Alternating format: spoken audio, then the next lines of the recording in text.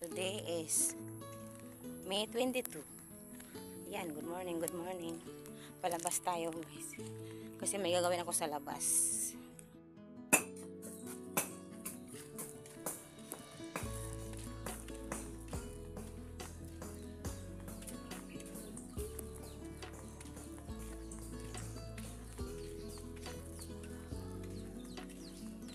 So, May 22. Hatid pagkain si Dorong kay Lolo Rex sa loob.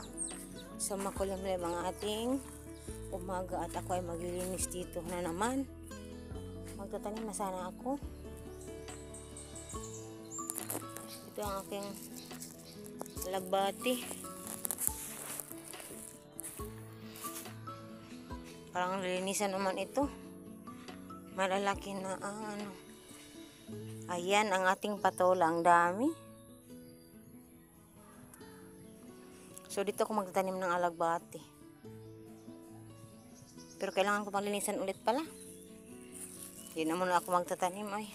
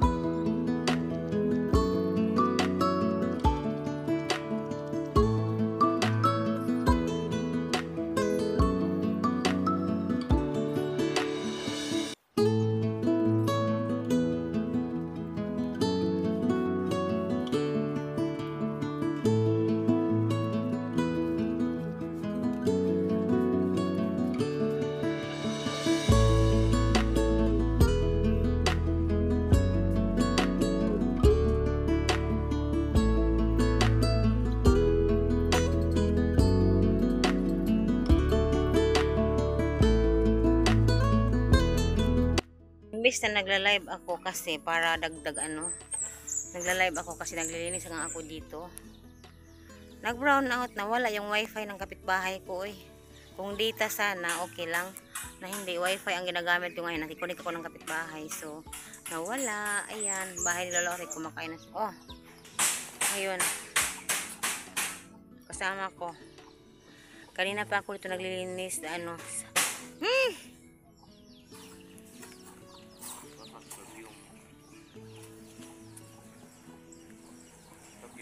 So ayan, susunugin natin yan.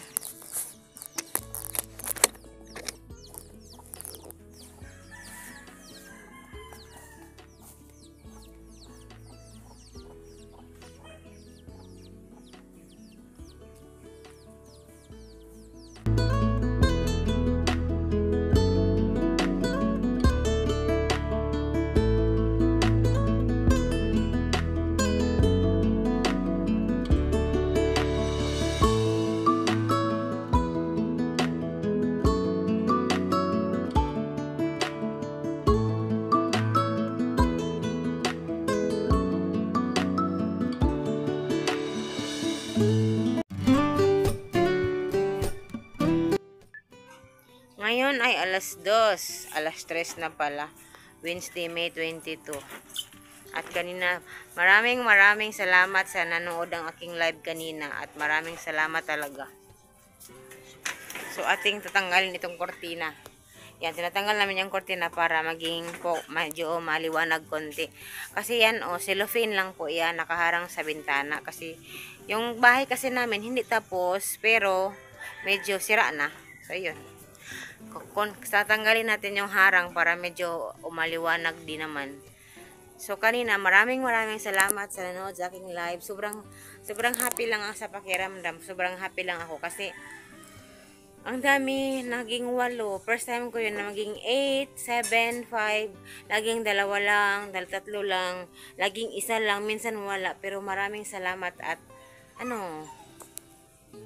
maraming nanonood. Sobrang thank you talaga at hindi ako naka-copyright ng live kanina. So maraming live ko na copyright talaga, pero kaya na hindi. So sobrang salamat talaga sa mga nanonood at nagsuporta mula sa puso ko. Yan na, sobrang thank you talaga. So hindi na po ako magpa-epokrita.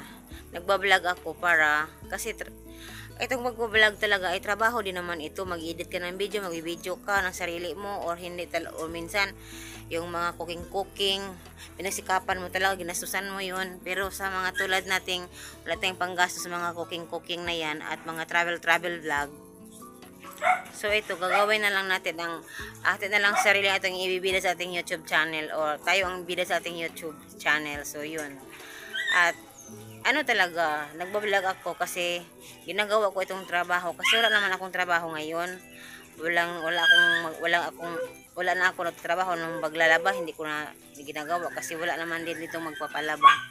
So yung tindahan ko sana gusto kong ibalik, pati yung paglo-loading ba, paglo-load ba ng mga cellphones, mag-load ka ng auto load max, pati smart load.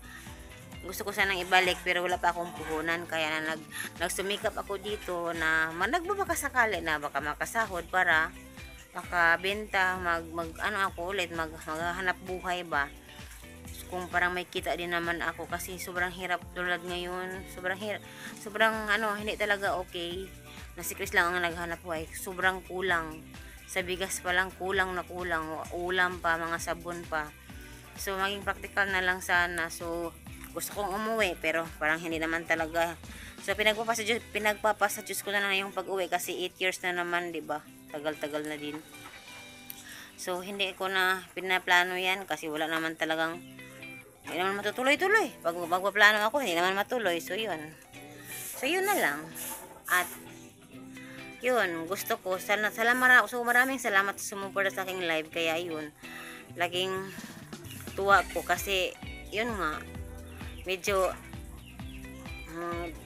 nadagdagan ng aking watch hour. So ayun, maraming salamat kasi nagsusimikap ako dito kasi wala naman talaga akong kuan. Salamat nga ako sa aking kapitbahay kasi pinakonek niya ako ng wifi. So maraming salamat lang talaga sa lahat ng sumuporta, lalo na kay Ma'am Aliana Reyes, pati sa lahat kasi sis Rose. So shout out kay sis Rose, sa lahat ng nag-support sa akin ng palihim, si Ate Gina, si Ma'am Ate Ramonda, marami pang iba, mayroon pa hindi ko na talaga yun, si Ma'am E sa US na grabe yung tulong sa akin noon, si Ma'am Ann ang tulong din sa akin si Ma'am Rivers Vlog, si Ma'am Rima, shout out at maraming salamat talaga sa lahat.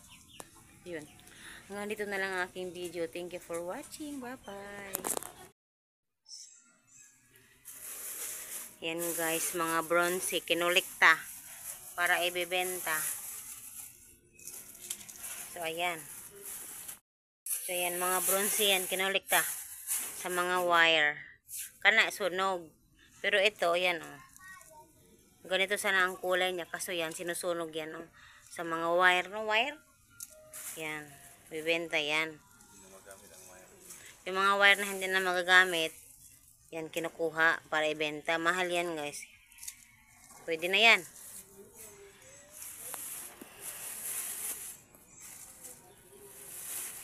Bibenta yan ngayon sa kabilang barangay, Sanggali. Mga 1 kilo, 2 kilo. Kapin kilo na eh. Yun. Kanina yan ginagawa ni Chris, kaninang umaga. Marami yan sa sako. Matagal na yan. Nakaimbak ng sako. Yung una na mga wire, bininda na niya.